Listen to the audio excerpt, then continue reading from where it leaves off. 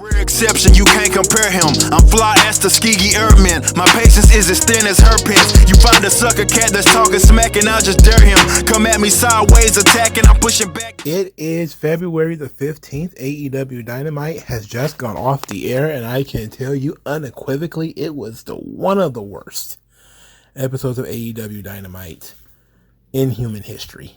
It was not good. A whole lot of not good. So before we get into everything that wasn't good about it, let's talk about a couple of things first. Hit some news and notes. Not too much, but probably more than usual. All right. Note 1, Ring of Honor TV will be on Honor Club on Thursdays. That will begin taping shortly, within the next couple of weeks. Not excited for this. It's going to be on Thursdays, but it didn't say what time. So I'm guessing 8 o'clock on Thursdays, which means it'll probably be running head-to-head with Impact for some people. Ring of Honor, it just seems like a real extra television show. It doesn't feel like anything that is must-see is going to occur on this stuff, but I'll give it a chance. If there's a match on there that's worth watching, I will watch the show. Otherwise, I probably won't dedicate too much time to it. I'll treat it like MLW, which is, I may see it, I may not, I don't know. But it's definitely not must-see TV, at least, from what I can tell right now.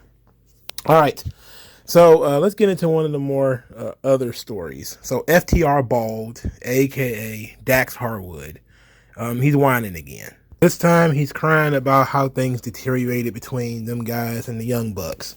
Them guys, I mean FTR. So he claims that he felt lied to by Tony Khan and the Young Bucks by this. He says, quote, "I felt like we were the backdrop. I felt like the company was everything that we had been promised. I think I told you this. We were talking about our debut when we came in. We were promised that the tag team division was going to be built around these two teams, and I felt like it wasn't being built around us. I felt like we were lied to at the time. I felt that we were being lied to, and I think that my relationship with Tony got even more strained. I felt that the relationship with the Bucks completely deteriorated because of that. Look, dude, I'm here right now on this podcast telling you and the world that I take the blame for that. I take the blame for it because I shouldn't have taken wrestling so seriously." Now, what is he talking about? He's talking about Full Gear 2020. This is almost a full 3 years ago.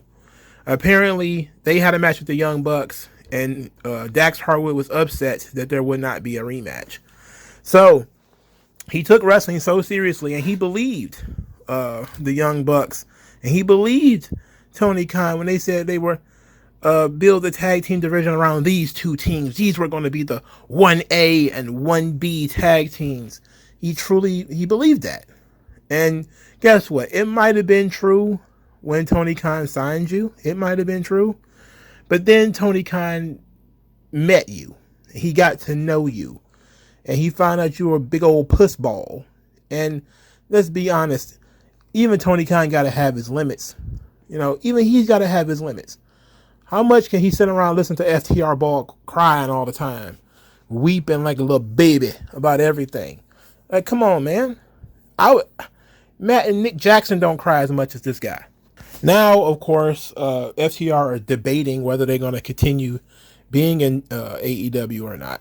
Though he claims that the relationship between all parties involved has improved quite a bit over those 2 years. But there still was no rematches, to my knowledge, of FTR and the Young Bucks. And, it was, mid-2022 when the FTR was summarily kicked over to Ring of Honor and kind of left there for the rest of the year and only making sporadic appearances on Dynamite. And look, I'm pretty sure that whole 1A, 1B thing that he talked about in a different part of the podcast about the Young Bucks and FTR being 1A and 1B, pretty sure they didn't live up to that. Pretty sure they lied, bro. But like I said, it's Dax Harwood. If he is not a victim of something, then what is this podcast even about? You think that Dax Harwood died on the cross for your sins. That's how victimized Dax Harwood is every single time. If I don't get to wrestle the Young Bucks, how am I going to take care of my daughter? How am I going to feed my family? I need to take care of my family. How am I going to wrestle? I need to wrestle the Young Bucks. It's like, no, you don't. No, you don't. You know, it's like, it's okay. It's all right. You don't need those guys. You didn't need them before. The problem is you bought into your own hype. The Young Bucks sold you a bill of goods because they wanted to sell their company as the company that wanted to treat everybody right and give the fans what they want. And what the fans wanted was FTR versus the Young Bucks. That's what the fans wanted. And that's what those fans got. But then once they got what they wanted, they didn't need you anymore. That's the truth. But they were stuck with you. So they tried to do something until they realized they didn't have to do anything anymore. It's the same thing with AEW all the time. There's this general idea surrounding a wrestler that they're underutilized, that there's something they could be doing more. They come into AEW, they immediately do it to show, yes, WWE was wrong. You are a talented individual and you do have more to offer. But then right after that initial phase is over, you diminish. You may still be around, but you're diminished. And then eventually you diminish even more to the point where you're not even on TV. This happened to so many different people, just a lot of people. I mean, Swerve Strickland right now, you know, he went from being, everybody's talking about Swerve being a world champion, yada, yada, yada. He's not even on TV. You know, they kicked him over to Rampage. Miro has been sitting at home collecting checks for, 6 months? That dude been on the shelf longer than a Dr. Seuss book. Jesus. I mean, he's been doing nothing because they already got what they wanted. They just wanted the pop of bringing him in, he did so much better here, and then they put him on the sideline. Don't got nothing to do with you. Andrade, I'm telling you, these are all clout signings. FTR just would not accept that they were a clout signing for AEW. That's all you were. They signed you to a contract because they wanted to get the Young Bucks some opponents that those fans would pay tickets, pay money to see. But once they saw it, and then they saw it twice, they were like, okay, that's kind of it. Next, I guess we'll let FTR run as the tag team champions, but then after that, we got to move on. It's the indie-rific mindset. You had your turn. So now it's over. You don't get to build a dynasty on the independents. You get 1, maybe 2 title runs, and then that's it. It's over. That's how indie wrestling has been for 30 years almost. You know, people get sick of you and they move on. But, hey, it is what it is, and FTR Ball didn't understand that. So, of course, he's crying like a little baby once again. If the Young Bucks didn't want to give him a rematch, that's just too bad, sir. Now, the Konosuke Takeshita Konnan thing could have been stretched into a Smart Tier segment. People were so angry with Konnan. To give you some context of what occurred, Konosuke Takeshita, he did the Eddie Guerrero shimmy on the top rope before trying a frog splash in his match with MJF. This was in El Paso, which is, of course, Eddie Guerrero's hometown. At this point, he was just showing respect. Konnan goes on his podcast, says that Takeshita is in no way near Eddie Guerrero. He needs to stick to his own nationality. Upon saying this, the internet absolutely explodes. Everybody's talking terrible about Konnan. Conan's really Cuban anyway. Like, he's not really even Mexican. He's old, washed up, never did anything. He's a piece of shit. He's this, he's that, everything. Even Miro jumped in and said that Konnan couldn't last with Takeshita. It was just all nonsense. Konnan then came out and said that what he said was a joke. But he said this, of course, 2 or 3 days after the Flame War started. So people didn't buy it, that it was a joke. I didn't hear the actual comment, so I didn't hear his tone of voice. So I don't know whether Konnan was joking or not. But now Konnan has been going back and forth with Miro. Because after Miro made a comment about... after Miro made the comment that Konnan couldn't keep up with Takeshita, Konnan says that Miro needs to mind his own business and that the only joke here, for real, was Miro's career. So they're kind of going back and forth now, and it's been a mess. Now, the crazy thing is, I feel bad for Takeshita. Like, this guy came to the United States and has been trying to do the best he can. But he just gets ripped apart pretty much every week. Every time he comes out there, he gives 100%. He doesn't really ruin anything. He's just bland. He's a bland guy, but he's not a screw up. Like, he's not out there just ruining matches, you know? And he just keeps getting criticized by these OGs. And he just takes it in stride. He doesn't really have a meltdown. He doesn't throw a fit or anything like that. But the fans have decided that he's like an adult child that they need to take care of. So anytime somebody criticizes Takeshita, it becomes some kind of love-in where we have to circle the wagons and everybody's got to hold hands around Takeshita and, you know, give him their energy like he got about to build a spirit bomb or something like that. Like, we don't need to do all this. He's a fully grown man. He's been criticized before, I'm sure. Now, yes, a lot of the people who are criticizing him in the United States are a certain level. You know, he's getting criticized by Ric Flair. He's getting criticized by Konnan. You know, these are important people in the wrestling space. It sucks because I think genuinely, I don't think Takeshita's a bad dude. And I don't think he's screwing up anything.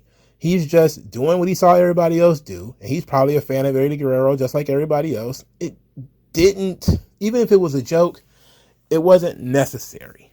You know, it didn't feel necessary. And plus, Eddie worked a lot in Japan.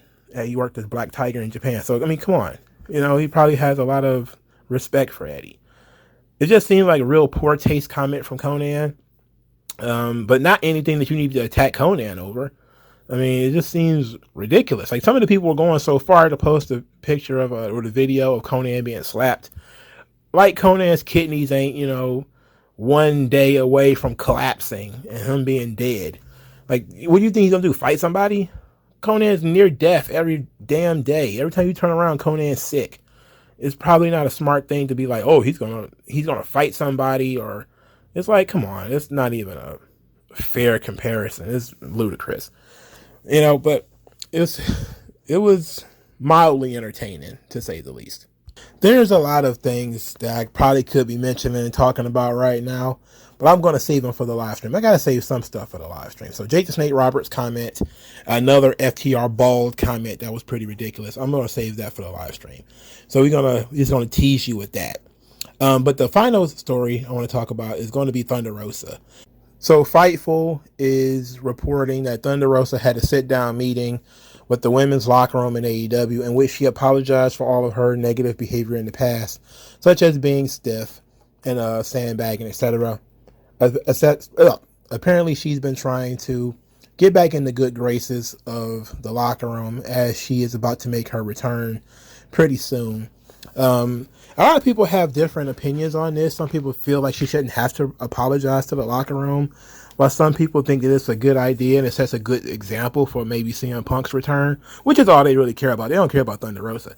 They just kind of like, well, if she can apologize and come back, then maybe CM Punk can too. It's like, look, man, that would mean CM Punk would have to be humble. And I don't think that he's capable of being humble. You know, I just don't believe that. But let's take, of course, as usual, dirt sheets. You got to take it for what it's worth. Let's say that it's true, and that Thunder Rosa felt like it was, you know, it was necessary to apologize, because she did get heat with both Toni Storm and with Britt Baker, and they was taking shots at her. Let's say that it's true. I think that it was a very adult thing to do, even if it's not necessary. Thunder Rosa is older than both of those chicks, you know, and she has to set a good example. And I think it's good leadership skills to humble yourself and say, even though, you know, I may not think I did anything wrong, I understand how, you know, these people feel. And you have to work with them, you know. Not saying you apologize for not doing anything wrong, but you try to at least show that there's going to be no hard feelings on either side. And hopefully you can move forward without the heat and without the ridiculousness that pops up, you know, every now and again between these women. But I am in favor of Thunder Rosa returning. I think that she was very useful on this roster. Unfortunately, when she was a world champion, she was basically a closet champion. She wasn't doing much of anything. But that was more the booking, less Thunder Rosa. So if it's true that she had this sit down meeting, I think it doesn't necessarily speak to the power of, Britt Baker and all of these chicks, which, that's one angle you could take, that, why didn't Britt Baker have to apologize? Well, maybe she did. People tend to sometimes respond when you reach out the olive branch. We won't know until, at some point in the future when Thunder Rosa's back in the locker room. Again, these people work 1 day a week. I can't believe they have this much problems. I just can't get it. 1 day a week, and then occasional pay-per-views, and they have this much heat on each other. But Thunder Rosa was a heat magnet in the locker room anyway. It just is what it is. So hopefully she fixed whatever issues, or she worked on it. And maybe they'll stay away from each other still, but she's definitely needed on this roster in terms of the women's division, because the women's division is absolute basura, which we will get into shortly. All right, so that's it for news and notes. Let's talk about Dynamite. I know we don't want to talk about Dynamite, but we got to. All right, we got to. All right, match 1 was absolutely abysmal. The Acclaimed and Billy Gunn and Orange Cassidy versus Jeff Jarrett, Jay Lethal, Sanjay Dutt, and that tall guy Singh. This was awful in every conceivable way. For starters, let's take a pause for a moment. Got to give Jeff Jarrett some credit. His father passed literally the day before this match, and he performed anyway. So I'm going to give him 100% credit on that. That's real. His dad, Jerry Jarrett, old promoter of Memphis Wrestling for a really long time, gave a lot of wrestlers their start, really pushed the business forward, a mastermind of the business. He's a damn genius. Jerry Jarrett was phenomenal. And continued to innovate well into his, 60s or whatever, because he was one of the key founders of TNA Wrestling as well. So Jerry Jarrett's fingerprints is all over the entire business. He's one of those guys that you absolutely, if you watch wrestling today, even if you don't know it, you have been watching bits of Jerry Jarrett. Just like Dusty, just like Vince, there's bits of Jerry Jarrett through modern wrestling pretty much everywhere. So, that needs to be said. So Jeff performing the day after his father died, you got to give him credit for that. But everything else about this was absolutely it was the pits. Bro, Sanjay Dutt, the most useless man in wrestling. Sanjay Dutt is as useful as a turtleneck on a turtle. This man was wearing a long sleeve shirt with a tie tucked into his wrestling tights. He should be incinerated, all right? He should be thrown in an incinerator. The man should be put outside on a curb and left like Fry's dog from Futurama, just left out there for 200 years. Why is this guy anywhere near a wrestling ring? The overselling too. At least that was the entertaining part. At least he did something that made him being on this match worthy with the overselling. But then they had that other lumbering idiot, that Singh fella. I don't understand why he exists. It's weird to me that he exists. He's just a thing. But this match was abysmal. It sucked. Here's this thing. Sanjay Dutt was laying on the mat with his legs open. Legs open longer than a porn star's, longer than Mia Khalifa's legs. He's in this position for literally a good 3 or 4 minutes before somebody finally did something. And I was just like, what the hell is this? What is this? Why is this? Who is this? It was disgusting. This match sucked. It was nothing, no redeeming qualities. Not the Acclaimed, not the Guns outside the ring watching or anything. It's just none. It was awful. Moving on quickly. The Guns will be defending their tag team championships in a triple threat match. At least that's what we were told. And they said that the tag teams will be chosen through 1, a battle royal. I was like, that's dumb. 2, it was going to be a casino battle royal the next week to figure out what the third team was going to be. I was like, that's even dumber. And then they, on top of the dummy lasagna, they decided to spread the Acclaimed and say, well, we're going to invoke our tag team championship rematch. And I'm like, in a fatal 4-way match? Really? Why? Why increase your chances of losing? Why do that? If you can pick, of all the times you can pick, why pick a match where you're likely to lose? Why are the Guns' first tag team title defense in a triple threat match at a pay-per-view? Why is this? Why? Why? He did a promo segment for the Guns where I actually didn't hate it. He talked about how they've only been teaming together for 1 year. They've only had 10 televised matches, and they're already the tag team champions, which really made them sound like undeserving champions, which is the point here. I know a lot of people don't get that, but that's the point. The point is that the Guns don't deserve to be the champions. That's the point. That's the story. The Guns are beatable champions. They stole the titles. That's the point. So these guys are all right with me. They're not the best in-ring workers, but they're annoying as hell. And they look athletic. They look like they might fight you, but they also look like they're shitheads. So it works. It works on both. It works on both counts. I don't hate it. All right. Bryan Danielson cuts a promo segment where he says that he's been bleeding, but he feels like gold. Nobody in the business, nobody in the back, nobody on watching TV believes that MJF has more heart than Bryan Danielson.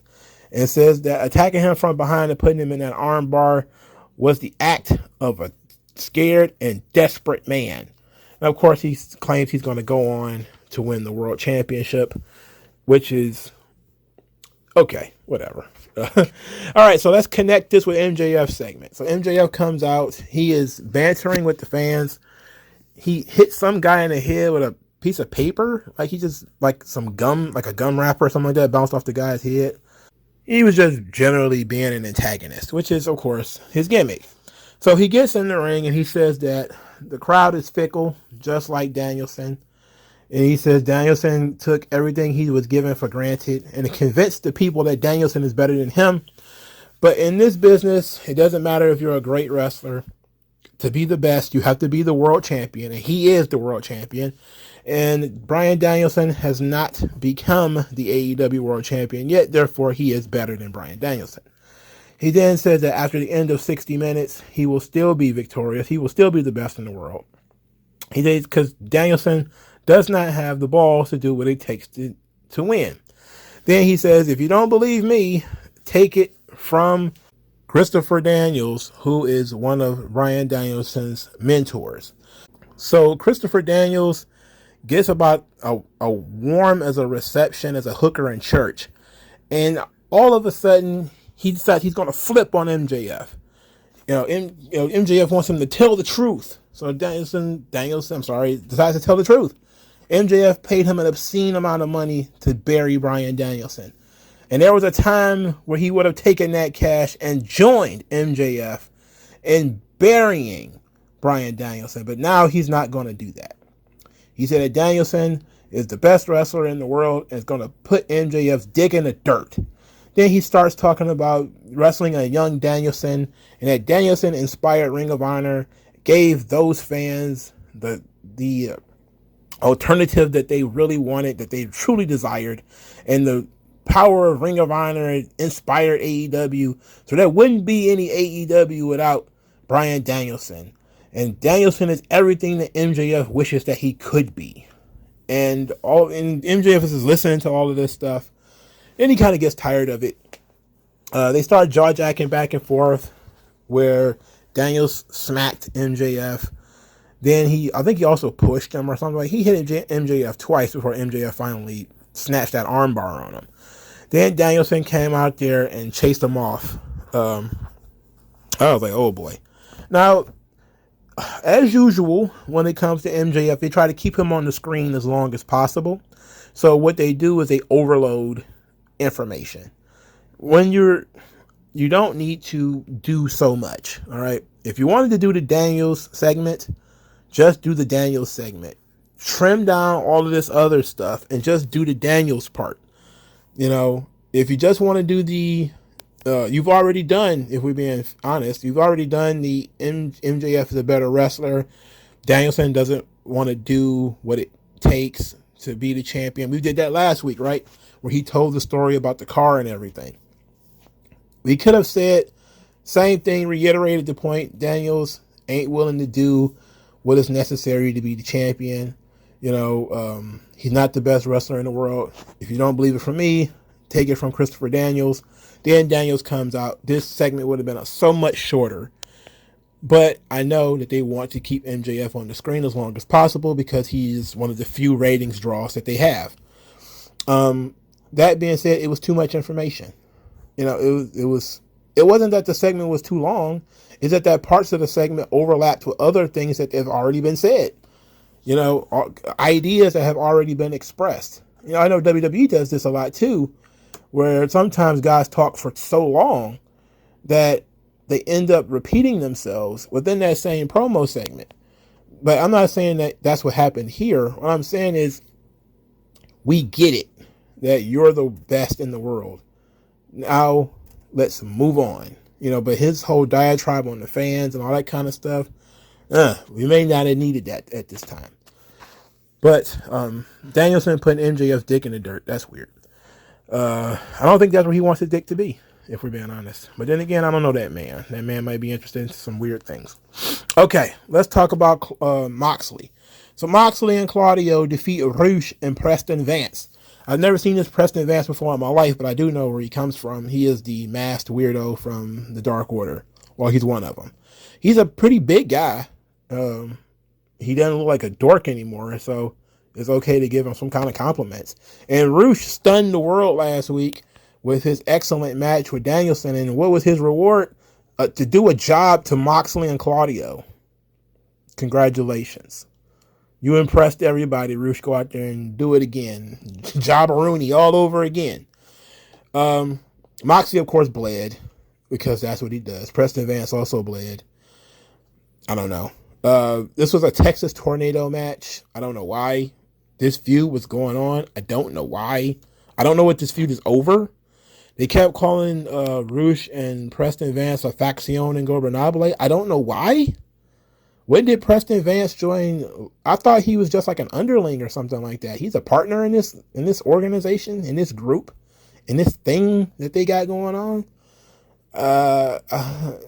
Probably not. Probably shouldn't be. Anyway, Hangman Page is watching on the screen. They did all the spots. And it wasn't like they did a bunch of hoopity-doos.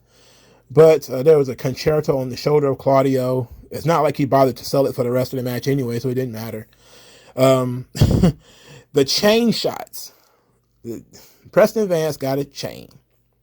And he decided he was going to punch, I think it was Moxley in the head with the chain. But it was literally like you playing with like a 7-year-old. You know how you just gently slam them or you maybe gently punch them across the head. It was almost exactly that. It was exactly that. He had this chain wrapped around his hands. But I'm telling you, he couldn't have bruised a banana with those punches. It wasn't even an attempt. And of course, the camera was right on it. It's like, God, bro, I get it. You don't want to clobber the guy. I know this is pro wrestling. You don't want to cave his head in. But everybody who touched that chain, because I think Claudio did the same thing. Everybody who touched that chain decided they were going to work as light as possible with this chain. It was like, just get rid of it. If you have to work that light to the point where it looks like crap on TV, just get rid of it.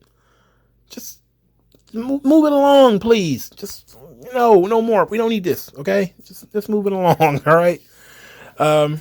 Anyway, the giant swing. Claudio does the giant swing, and Preston Vance actually grabbed his leg. I mean, he grabbed Claudio's leg. Now, I'm pretty sure that was a message of some sort to stop swinging him, because he stopped swinging almost immediately after that. But it kind of exposed that you could counter that giant swing just by yanking his leg. Like, I didn't even think about that, because, you're in the middle of a swing. Like, he can grab his, ankle or whatever. Which I think like he grabbed his calf. Like, wow, that was pretty impressive. I was actually pretty impressed. Anyway, Moxley wins. At least the finish looked very good. Moxley was strangling Preston Vance with the chain. Ends up putting him in a Jujikatami, which is an armbar. And Preston Vance really didn't even tap out. He really just kind of got choked out. It was a vicious finish. I will give them that. That finish looked very good.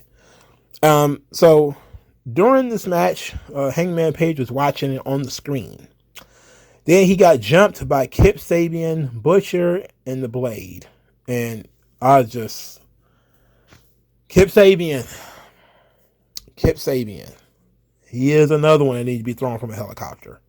What value does Kip Sabian bring to Earth, let alone pro wrestling? I mean, if this guy I don't know, if he got snapped out of existence by Thanos or something like that, would his wife even notice? Would anybody notice if this guy just vanished off the face of the earth? I don't think so. Kip Sabian wrestled Hangman Page. They smartened up. And this match was not that long. It was only like 6 minutes. And that's still too long. It's still too much of everybody's time. It was stupid. Kip Sabian is an unserious wrestler for unserious times. He looks like a clown. And everything about this guy doesn't exude anything masculine or feminine, really, for that sake. He's just an empty vessel. He's an empty shell. He's nothing. I mean, he's just empty. What is there about what I'm supposed to be interested in here? What is supposed to be the meat on the bone of Kip Sabian? Please explain to me in the comment section. What am I supposed to care about when it comes to Kip Sabian? Anyway, he loses. Who cares?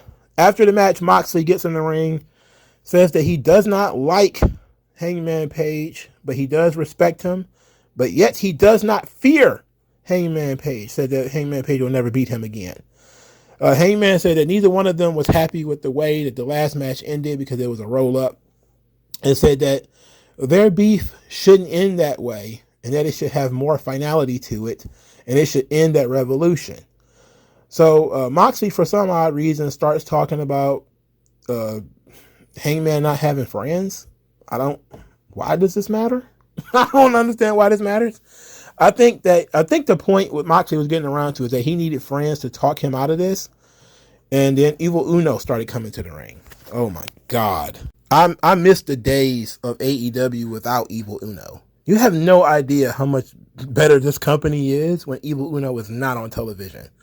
He's another one that the lumberjack can just throw in the shredder. All right, just get rid of him. He's like personal protected information. Put him in the shredder.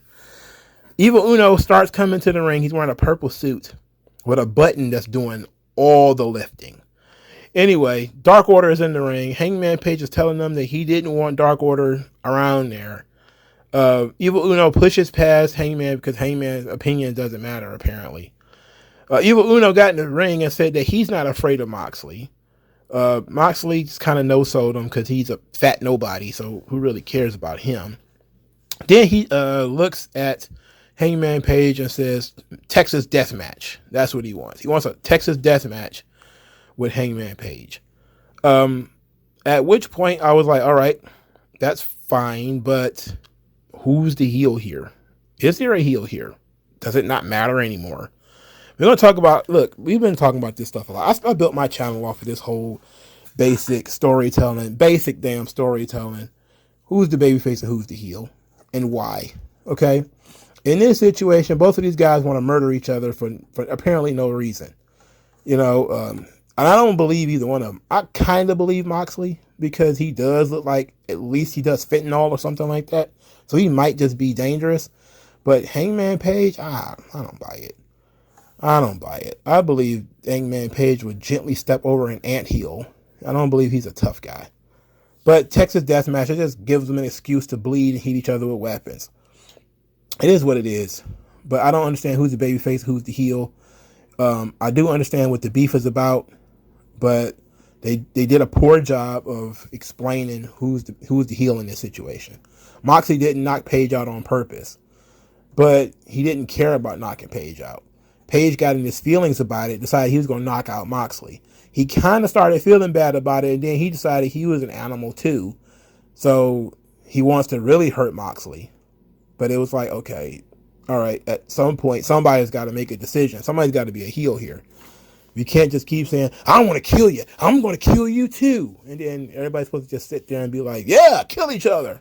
We'll be like, okay, kill one another. Okay, so I guess, do your thing, boy. Claudio, he's useless on this roster, isn't he? Man, that guy. This is what y'all wanted. Y'all thought the guy was great. Again, clout signing. All right, let's move on to Wardlow, because this is actually interesting. So Wardlow does a sit down with Jim Ross, and he talks like a very normal human being. Says that him and Joe shared some personal stories as they traveled the roads together as War Joe. You know, they're talking like, you know, this is the territories, and these guys spent like 6 months on the road or something like that. These guys were tag team for like 3 weeks, and they work once a week. Anyway, they shared personal stories while they were out on the road. And Wardlow, you know, didn't have a close relationship with his dad, you know, but he learned all these lessons from his father.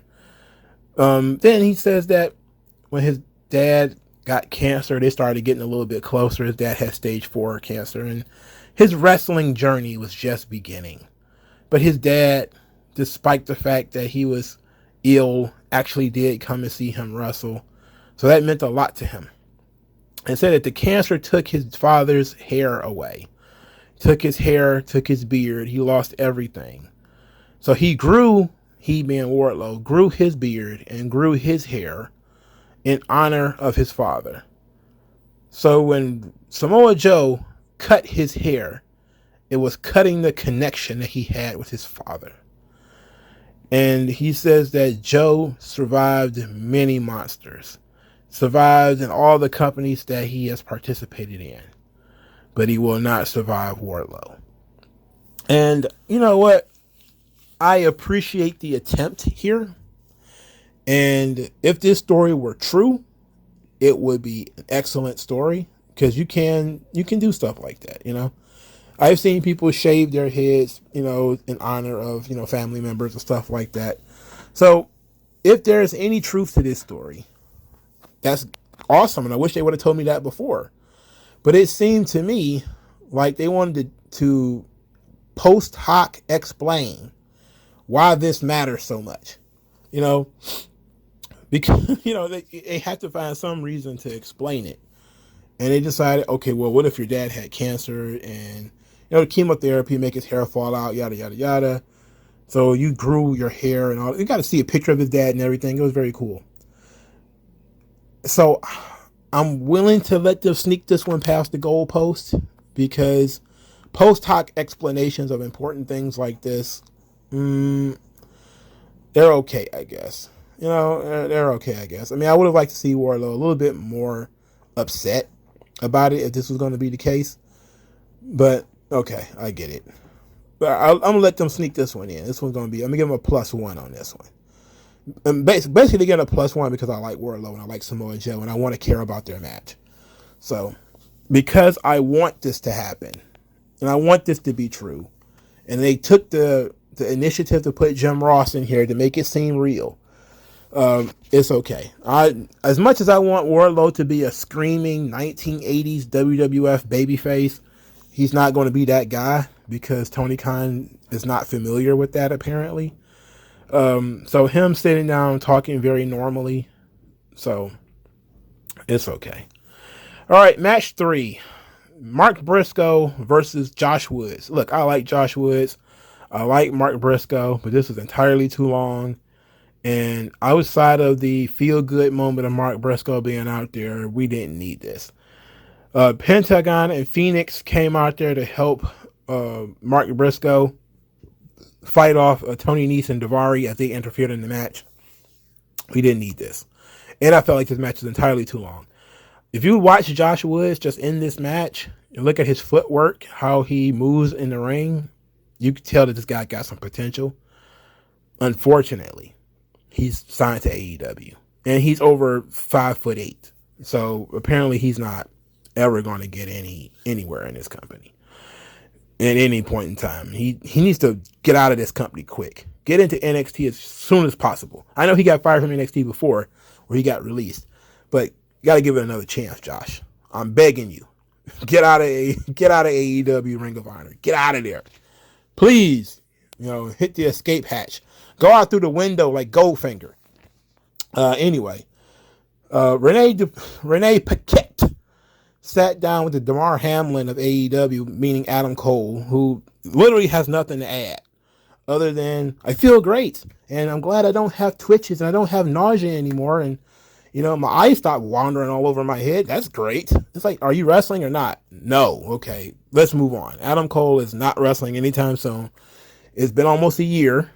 I don't know what they brought him back for, if to just sit there and talk about what he wants to do and not have any goals in mind, not have a push forward in mind. They've already got the big return pop, so now everything should be, in motion. But they're not doing that yet. So I said he's a Damar Hamlin of AEW. I don't think that guy's probably not going to wrestle again. I'm pretty sure he will wrestle again. But for Christ's sake, stop, parading this guy out here. All right. Jack Perry. That's his official name now, not Jungle Boy anymore. His name is Jack Perry. He defeated Brian Cage because Brian Cage is a fucking loser. Brian Cage has been a bum for 5 years. He's a bum. All right. He is Steve Lombardi. Google it if you don't know who that is. That's what he is. So Jungle Boy beat him because of course he did. He wears a shirt that says Swoverine. He's been wearing that shirt all the time. I haven't been paying too much attention to it. But I want to know why he's wearing a Swoverine shirt. What does that mean? Swole Wolverine? Really? That's what you was going for here? Are you doing Terminator or are you doing Hugh Jackman's Wolverine? What are you doing? Because you're doing both of them in a way that is completely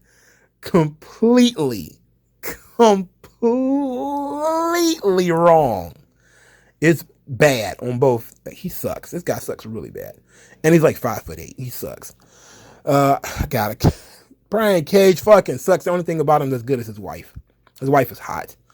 Hot as fish grease. Jesus. But Brian Cage himself, the pits. That boy bad. He sucks.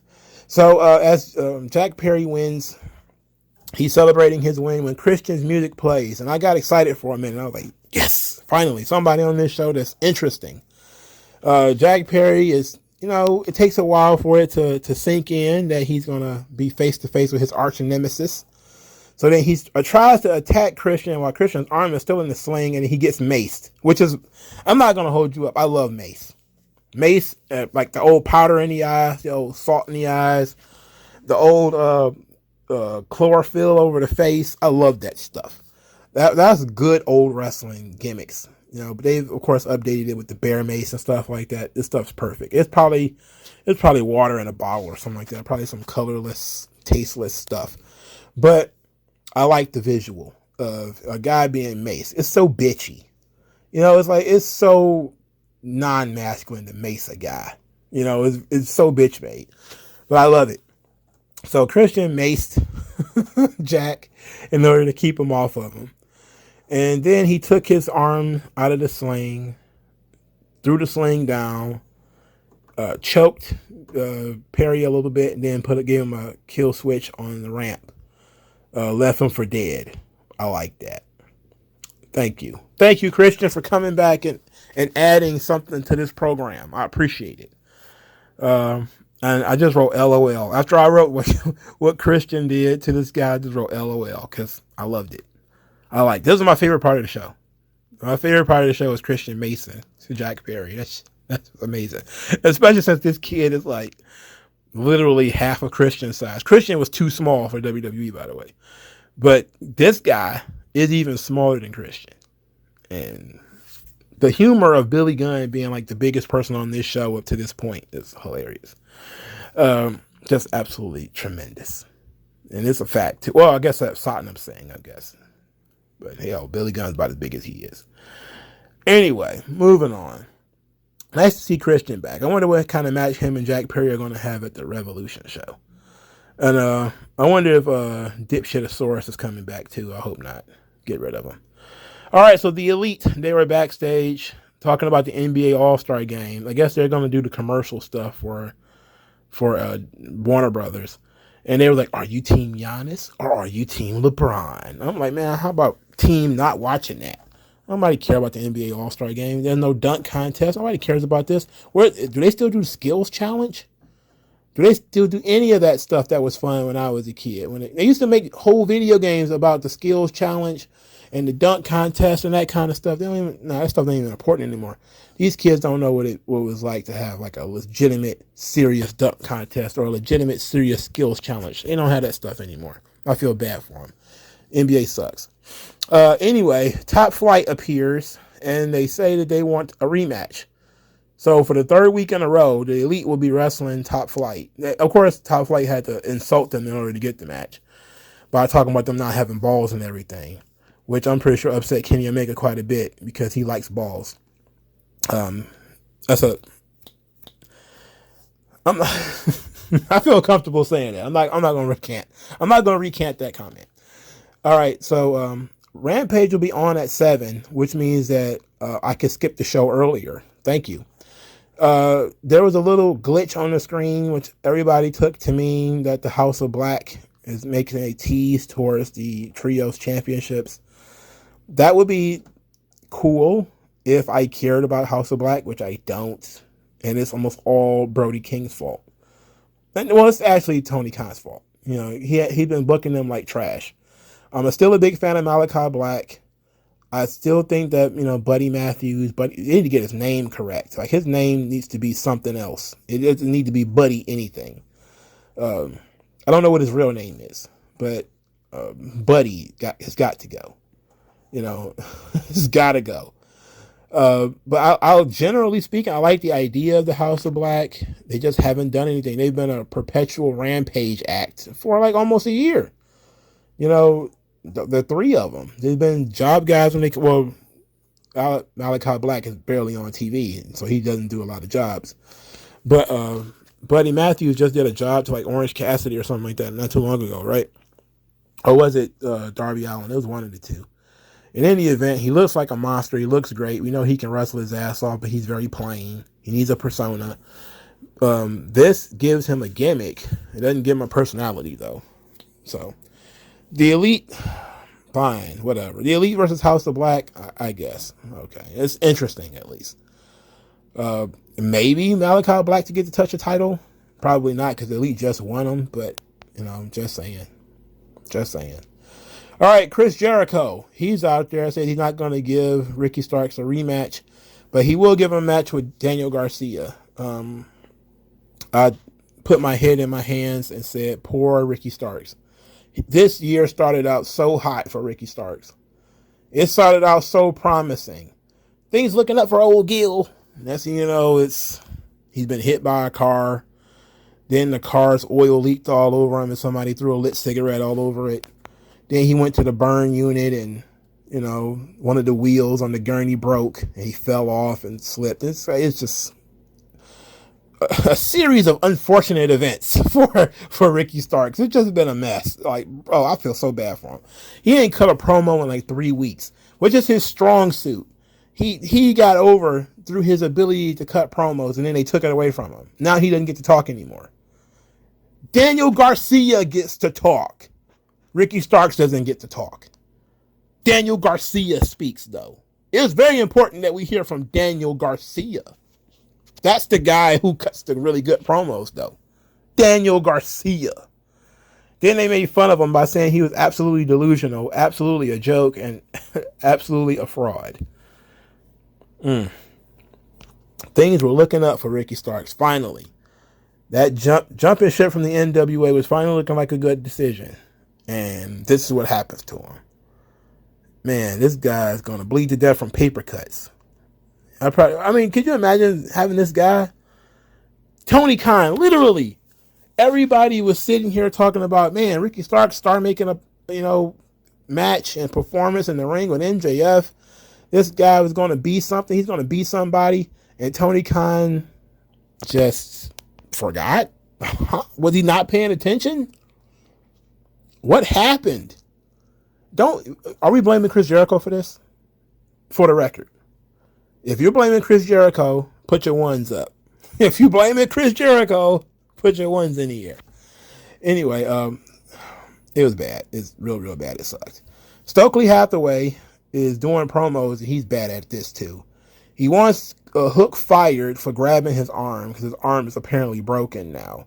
Then he claims that he was speaking with Jesse Jackson, Angela Davis, Henry Louis Gates, and some other. I'm like, what? So that means he was playing the race card on Hook because he was talking like, what is that grifter Angela Davis going to be able to do for you? I know people are going to be like, Angela Davis is a grifter. Come on, what did she actually produce? Anyway, Tony Schiavone very quickly learned that Hook was suspended pending investigation. I'm like, what? This guy goes on TV, complains that Hook broke his arm. He should be fired.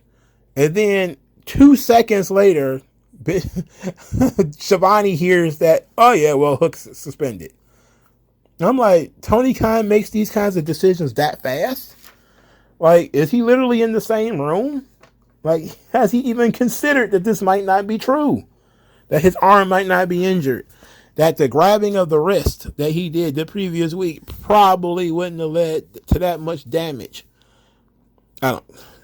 They're just trying to keep Hook off TV. Yeah, that's all that is.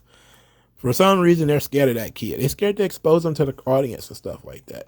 Just like Jade Cargill, they got her wrestling again on Rampage against some nobody named Vert Vixen. Why? Why does she need to wrestle Vert Vixen? Explain that to me. What does Vert Vixen do for Jade Cargill? Moving on. The main event, the final match, which you've been waiting for all evening. People you haven't seen all night. Outside of flashbacks. I think they did do flashbacks.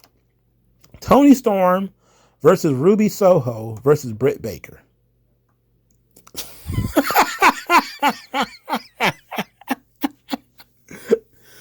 So Tony Khan watched Raw and said, you know what? That dumbass idea, I'll see it and I'll raise you one. So apparently, Toni Storm and Saraya are called the Freelancers. That's their team name. It's the Freelancers. Oh, what a gem! What a gem that is. We're going to call you the Freelancers. I'm like, freelance? We work here. We're not freelance. You have contracts. We work here. Like it's just not. And of course, Britt Baker's side is called the AEW Homegrown Talent. Which, okay, whatever. It fits.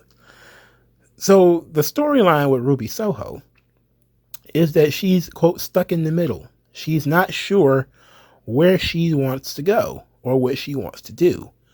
So she constantly has Jamie Hayter barking on her face and Saraya barking in her face. And you would think, okay, this would be a good spot for Ruby Soho and it will get her over. I'm going to calmly explain to you why this doesn't work. Let's say you're standing in the middle of the street. Oh, standing off the sidewalk, not literally in the middle of the street. Somebody is being kind of bitchy on the other side over here. They're being kind of bitchy. They're being numbskulls, whatever. They're not the most savory kinds of people. But these folks over here over kicking puppies, setting kittens on fire. Are these two things equal? No, they're not, right? Clearly, the bitchier folks, even though they're being bitchy, it's not that big of a deal. These chicks are over here attacking random people, setting them on fire, or spray painting them, if that makes you feel better, okay? If you are in the middle and you can't decide over what to do between people who are literally attacking innocent people and other ones who are just jerks, I'm sorry, you're not a good person. Good people can make that decision pretty goddamn easily, right? It's psychologically, it makes no sense. These people are attacking innocent people. They literally attacked a fan, ripped her from the crowd, ripped up her sign, and then Ruby Soho had to make her entrance to stop that. Why would she even entertain being with them? Unless she was already with them. What they're doing is unequivocally evil. There is no debate about what they're doing over here. There's nothing for you to be stuck in the middle about. That is objectively evil. Them attacking people is objectively evil. You can't let evil do whatever they want and still be considered a good person. You can't. It makes no sense. It makes zero sense for you to allow that to occur. All right? So Ruby Soho being stuck in the middle tells you that people are going to look at her and say, she's not going to do anything if these people do bad stuff. And if she is going to do something, then she needs to make an active decision to be a babyface and actively stop them from doing what they're doing. That means she might need to attack somebody. She might have to get her hands dirty. Heaven forbid, a babyface might actually have to beat up a heel. I know you can't really touch Saraya because her neck is made of Ritz crackers, but still, you got to do something, right? Toni Storm can take some bumps. You got to do something. Her being stuck in the middle and I don't know which way to go. It's like, it should be easy. Either you down with attacking innocent people or you're not. All right? Britt Baker's a bitch. I get that. Maybe you don't want to be on her side either. But objectively speaking, they're attacking innocent people. What is there to debate about this? What's the debate? Oh, I don't want to be on teams with Britt Baker. She's a bitch. All right. So you're gonna try to be she gonna come in there with her soccer mom haircut like AJ Styles. She gonna have a no one jacket. I'm on no one. She's gonna be Sting in this situation now. That's what's going to happen here. She's gonna be Sting. Sting actually made a decision. The NWO were assholes attacking people for no reason. He took his bat and shoved it up their asses. That's what happened. There was no stuck in the middle.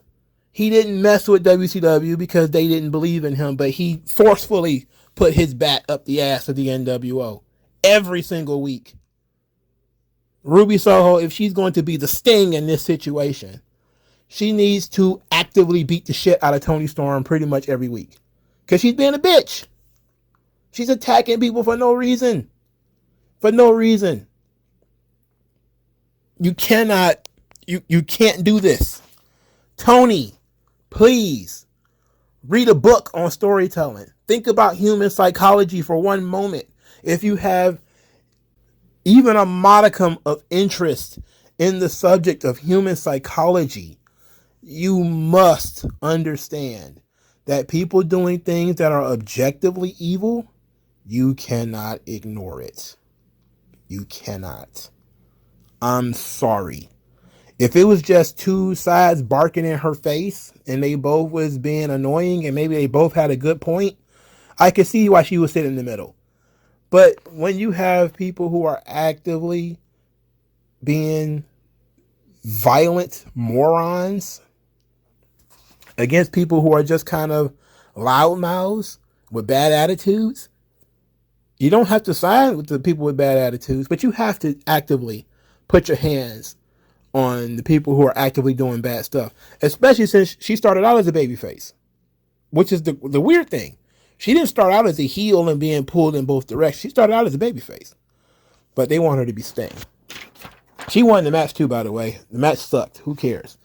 I was already out when I heard that Ruby Soho was stuck in the middle of the freelancers and the homegrown. Which side would she take? I'm like, ugh, who cares? Ruby Soho's a jobber, by the way. Did we forget that? I didn't.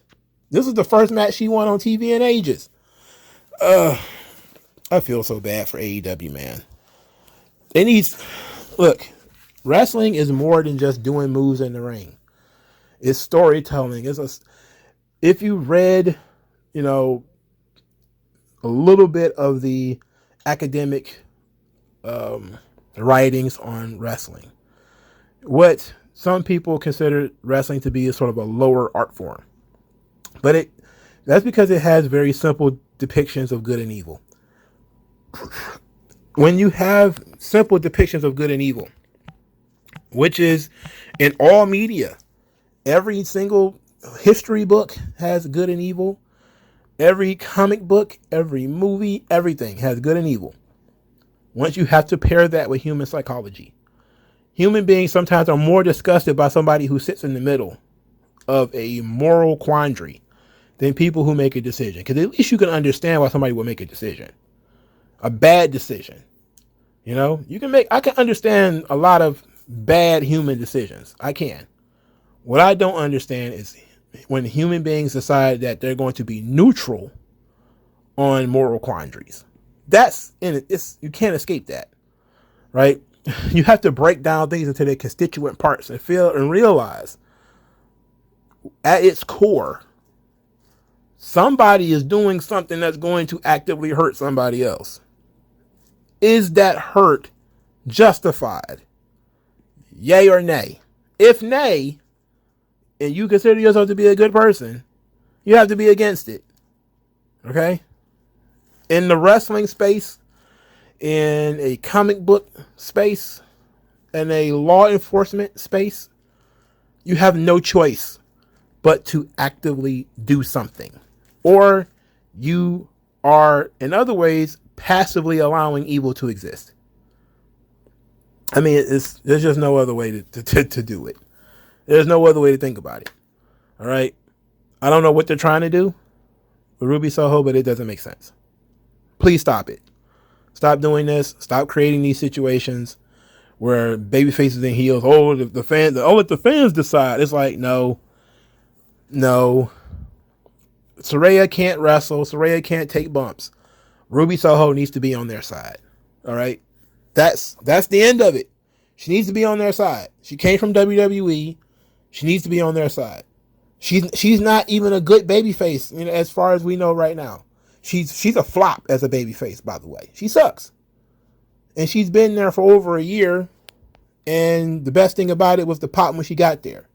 She needs to turn heel and side with Toni Storm so that somebody else can get physical on that side. So that somebody else, at least now the sides will be equal in terms of you being able to have a tag team match between Britt and Jamie versus Toni and Ruby. You can at least do that. And Saraya don't have to take any bumps. She don't have to go through all that. And if you want to take somebody else and put them in the middle, then go for it. But Ruby should be firmly on the side of the bad guys and call it a day, just so it'd be somewhat even. And then, of course, they can recruit another person, and then it'll be the bad guys have 3, the good guys have 2, and it's traditional storytelling. But you should also probably make your girls, the ones who are going to be your homegrown stars, make them less bitchy. Make them be more like people that somebody else would actually like. You know? Because making them folks that I don't care about getting beat up. You know, horrible things happen to Britt Baker. Like, okay, well, she's a bitch. You know, tough titties that somebody was a bigger bitch than her. You know, it's too bad. You know, it's the Punisher story. It's like, you know, are we supposed to be upset that, you know, the Punisher's gunning down mobsters? It's like, no, they just ran into somebody who was worse than they were. You know, create a story where there's clear good guys and bad guys and call it a damn day. That's what wrestling is supposed to be. Why try to reinvent the wheel? Just do it right the first time, for Christ's sake. All right, this is easily one of the worst Dynamites I've seen in a long time. Easily one of the worst Dynamites I've seen in a long time. Easily. Storytelling just flops on so many different levels. Basic good guys and bad guys just don't exist. And it's been this way for 3 years. But this was really obvious. The wrestling business today, with their obsession with babyfaces wrestling each other, is one of the dumbest things. I wish we could go like 2 years with a pure moratorium on babyface versus babyface matches. Just, they don't exist in any capacity. Not in tournaments. Outside of battle royals would be the only, and the money in the bank or a ladder match or something like that. Outside of that, there should be no babyfaces wrestling babyfaces. It should not happen. You know, it's dumb. Just plain dumb. Okay, it always turns out with somebody getting a muted reaction or somebody get a reverse reaction. They need to think about this. you know. All right. Do all the YouTube things. I appreciate you guys. Like, share, subscribe. I'll talk to you guys later.